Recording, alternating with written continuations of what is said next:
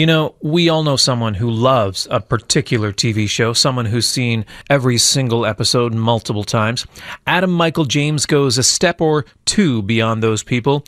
His passion is for the ABC series, get this, Bewitched. It ran from 1964 to 1972, and it ran for years afterward in syndication. And for those who might be a little too young to have seen it, Bewitched was a sitcom about a suburban witch, Samantha, and her non-witchy husband, Darrin. Here's the earworm theme.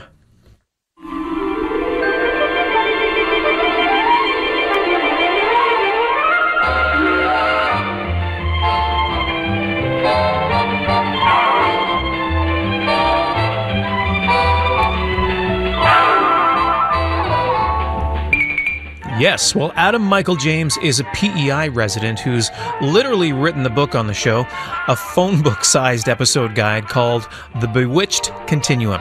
He's also the author of a second book, I, Samantha, Take This Mortal Darrin, which imagines a series finale the show never got. He's speaking about Bewitched at the Halifax Central Library on Tuesday evening. And here he is with Main Street's Carsten Knox. I have to ask the question I'm sure you've been asked before. Why the fascination with Bewitched? Well, I think our passions tend to choose us rather than us choosing them. I mean, I discovered Bewitched among many other television shows, you know, when I was a kid. I was 8 years old when I first saw Bewitched, and there was just something about it that, you know, seeing this woman make this strange movement with her nose and things appear that just really appealed to me, and I was hooked from there on out. Now, I know you traveled a lot as a child. You were born in the United States, and your parents split up when you were young. Did the show provide a bit of a safe place for a child to go? Oh, absolutely. I mean, that's maybe why I'm more attached to it than, you know, perhaps other shows, is because it was kind of a lifeline. I had a abusive stepfather, and, you know, so things like that, you know, at least did provide some stability and joy, and it just made me love the show even more. And you've carried that love to your adulthood. Why does it still work for you?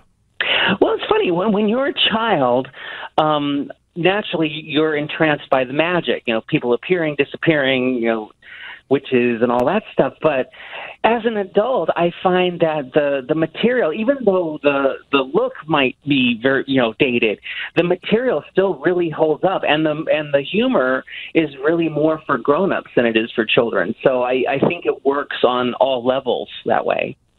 Now, what sort of a time commitment does it take to document 254 episodes of a TV show in your book? 40 years? No, no, really. I mean, it was a labor of love that way, in that, you know, I already knew the subject really well. You know, by the time I decided to write the book, I had recorded the show on cassettes. Remember those? Sure. Back in the day. So just the sound of them? Oh yeah. I just put the tape recorder up to the TV and you know, drove my parents crazy, of course.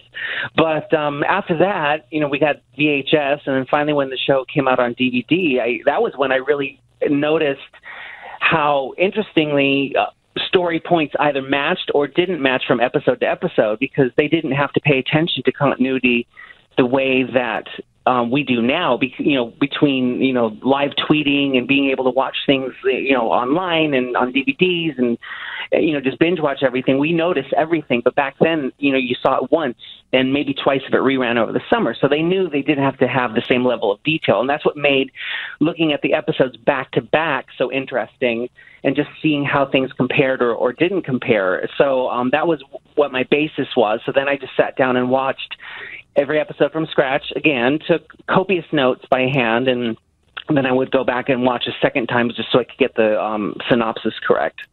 So you notice continuity stuff. What sort of things did you notice watching it again and again? Well, I mean, just some of the details would change. Like Darrin's birthday, first it was in February, then it was in April. You know, sometimes a witch could use her powers in the past, and sometimes she couldn't. Sometimes the show seemed to take place in Paterson, New York. Other times it seemed to take place in Westport, Connecticut. So it's just little things like that I just think is so fascinating. I mean, it's never meant as a criticism. I mean, even if it were a criticism, what could they do about it? The show's been off the air for 47 years. It is what it is. But it's just an interesting way to explore the show and kind of get to know it all over again. Now, has your fandom of Bewitched brought you in contact with the people who were involved with making the show? Oh, yes. Actually, I announced the Bewitched Continuum on the 50th anniversary of the show at an event called Bewitched Fanfare in Los Angeles.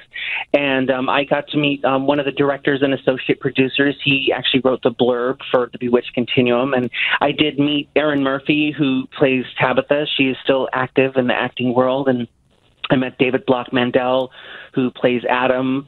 I got to see Bernard Fox, who played Dr. Bombay, from afar because he was so popular that I never got anywhere near him, and unfortunately after that he passed away. But it was really neat to be able to meet not only them but just guest stars from the show that had all their unique experiences from being on the show. And it was just nice to hear that from a first-person perspective.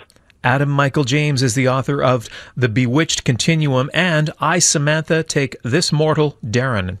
He spoke with Main Street's Carsten Knox. Now, on Tuesday evening, Adam Michael James will appear at the Halifax Central Library at 7 p.m. speaking and presenting a video about what else? Bewitched.